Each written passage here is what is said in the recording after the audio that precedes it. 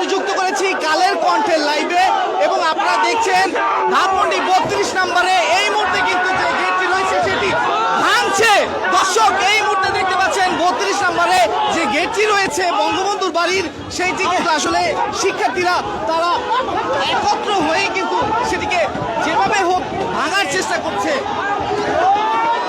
দর্শক এমন একটি পরিস্থিতি কিন্তু আমরা দেখতে পাচ্ছি ধানমন্ডি 32 নম্বরে সরাসরি যুক্ত করেছি দর্শক আপনাদেরকে কালের কণ্ঠের লাইভে আপনারা সরাসরি দেখতে পাচ্ছেন।